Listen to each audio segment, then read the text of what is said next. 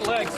Afghanistan has known much tragedy in recent decades, but the cruelty of this moment in history is staggering. The desperation here intensifies every day. People know the Americans will leave soon, and quite likely leave them behind. U.S. Marines and British soldiers hold the line against a swell of terrified, pleading humanity. Nearby, Taliban fighters watch over the crowds of people fleeing their rule, and fire live rounds over their heads. The British forces throw stun grenades when they fear the crowd will overwhelm them. Children suffer under the punishing summer's heat, while desperate parents pass children to the soldiers above. Presidential Protective Services. At another entrance point, thousands of men who worked with or for the U.S. war effort push IDs and paperwork through the razor wire at onlooking American Marines. The soldiers can't help them. I'm working with you, I'm presenting you social contact, but not let them coming in. What can I do? That's all my documents. Nobody's letting you in? No. Not let them coming in. Come on, look. Look, this is my document. 11 years I'm working with you. This is my card ID. I have all documents to go U.S. Please send our voice to President Joe Biden. Yes, even after all these days, there doesn't really appear to be a clear system in place. People are just coming in massive crowds and begging for help behind the razor wire with rows of soldiers all the way down here. And the soldiers themselves are having to handle people passing over paperwork.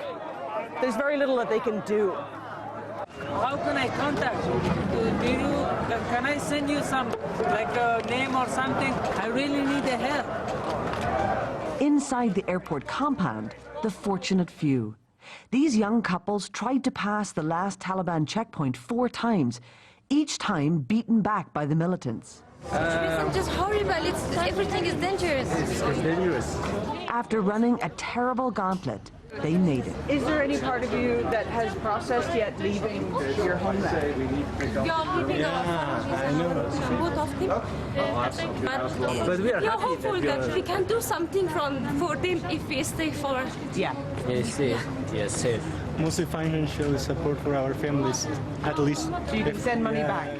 They are part of a generation of young Afghan talent and enterprise fleeing as the Taliban takes over. Are you at the gate? Back at Kabul airport, we get news that 2 prominent Afghan female photographers we know are coming to the gates. Roya Haidari and Fatima Husseini spent 5 days in hiding together before making a break for it to the airport. They call to say they are making their way through terrifying Taliban checkpoints and panicked crowds. Go down that road. Go down that road. That will take you to the gate, and I'll be there. They try one gate and can't get through the crush of people, so we rush to meet them at another. The soldiers let us look for them from their watchtower. At dusk, they make it through. Every media is talking about the Taliban has been changed. How? We both, me and Roya, was like hiding ourselves for 5 days at home.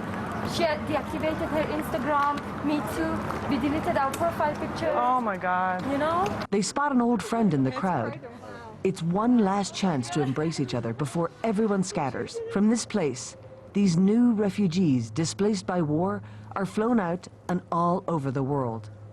People still waiting for evacuation flights sleep anywhere they can and keep the nighttime chill off their children with whatever they can find. Some children have been separated from their parents, like this baby, handed across the wire with an American passport. In the morning, those who didn't make it the day before will try again. The growing crowds each day show few are dissuaded by the dangers.